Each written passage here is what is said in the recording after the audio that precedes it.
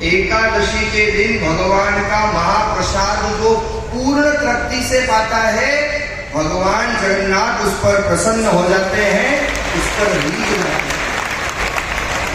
तो यहाँ पर महाराज महाप्रसाद है, और मैंने क्या कहा था, महाप्रसादे गोविंदे। चैतन्य महाप्रभु के वाक्य है, ये केवल चावल नहीं है, महाप्रसाद के रूप में स्वयं गोविंद है। अब मुझे तो एक लोक अदालत का फैसला दे दो कि क्या गोविंद से बड़ी एकादशी है? नहीं। अगर जगन्नाथपुरी में एकादशी कोई करता है तो भगवान उसको घूर घूर के देखते हैं कि मेरे यहाँ पर आकर के और ये मेरे से ज्यादा एकादशी की मान रहा है। इसलिए महाराज यहाँ जगन्नाथपुरी में मंदिर के पीछे जाके दर्शन करके आ जाना। एकादशी को उल्टी लटका रखी है, हाथ बांध रखे हैं पीछे, पंडित जी दर्शन करा देंगे, आप मंदिर के पीछे जाना। और क्यों बांधा वो भी सुन लो। एक बार ब्रह्मा जी आए थे यहाँ जगन्नाथ में महाप्रसाद पाने के लिए, और ब्रह्मा जी जब आए तो महाप्रसाद पूर्ण हो चुका था, बचा नहीं। एक कुत्ता था, वो महाप्रसाद ग्रहण कर रहा था पत्तल में।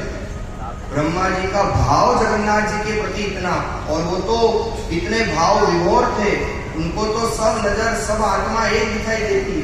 तो ब्रह्मा जी उसी के साथ बैठ करके वो महाप्रसाद पाने लगे, और उस दिन था एकादशी का दिन, 11 का दिन।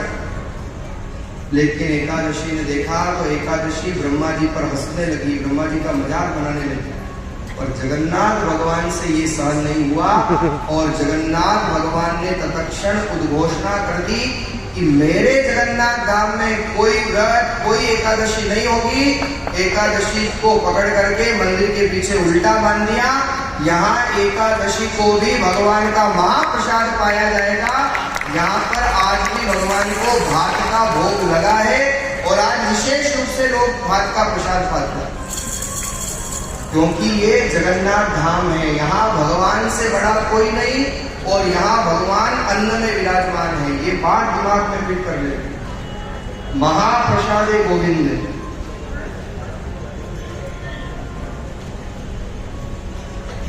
और फिर विचार करो महाराज, कोई आज या कल से तो बन नहीं रहा। स्कंद पुराण में व्यास जी ने इसका वर्णन किया है, तो कितने हजारों वर्षों से यहाँ महाप्रसाद बन रहा है।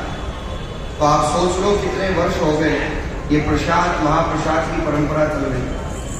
और स्कंद पुराण में लिखा है कि जो महाप्रसाद को केवल चावल मानता है जगन्नाथपुरी में, उसके पाप बढ़ जाते हैं। वो पाप युक्त जीव है, इसलिए वो केवल चावल समझता है। यहाँ तो जो प्रसादी बच भी जाती है ना, पता है उसका क्या करते हैं? चावल को सुखा दिया जाता है, और फिर वर्ष पर्यंत वो भगवान का निर्माल्य बन जाता है। लोग साल भर तक उसका उपयोग करते हैं। जैसे रामकृष्ण संप्रदाय में शीत प्रसादी चलती है, वैष्णव संप्रदाय के कई संत रोज जगन्नाथ जी की शीत प्रसादी लेते हैं, रोज जगन्नाथ जी का महाप्रसाद लेते हैं। स्वयं वल्लभाचार्य जी महाराज आए थे, एकादशी का दिन था, हाथ में पूरी रात लेकर के महाप्रसाद बैठे रहे और महाप्रसाद पान किया। एक नहीं महाराज, अनेक प्रमाण है। इसलिए भगवान के जगन्नाथ धाम में एकादशी का व्रत लागू नहीं होता। यहाँ तो भगवान कहते हैं कि और दिनों में कम पाओ, पर जिस दिन एकादशी हो उस दिन तो महाप्रसाद ज्यादा पाओ। मैं तुमसे प्रसन्न हो जाऊंगा, मैं तुमसे रीझ जाऊंगा। इसलिए आज एकादशी का पावन दिन है, महाप्रसाद जरूर लीजिएगा, शास्त्र आज्ञा है, और पूर्ण तृप्ति के साथ लीजिएगा, क्योंकि स्वयं महाप्रसाद के रूप में गोविंद ही अंदर जाते हैं और हमारे औषधि के रूप में चिकित्सा करके हमारे अंतःकरण में भक्ति को जागरण करते हैं, भक्ति को जीवित करते हैं। आपकी समस्या का समाधान हो गया। सुबह से हमारे व्यास जी ने तो कल ही प्रश्न कर दिया।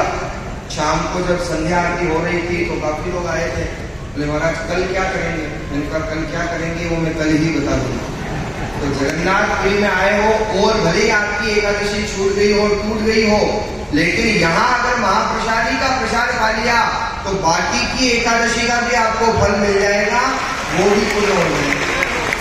यहाँ केवल और केवल महाप्रसाद का महत्व है और कोई यहाँ किसी का कोई महत्व नहीं, न व्रत न उपासना न कुछ, केवल और केवल जगन्नाथ और जगन्नाथ के भात जगत पसारे, सारा जगत भात के लिए हाथ पसारता है, ऐसे जगन्नाथ जी। आइए सुखदेव जी महाराज को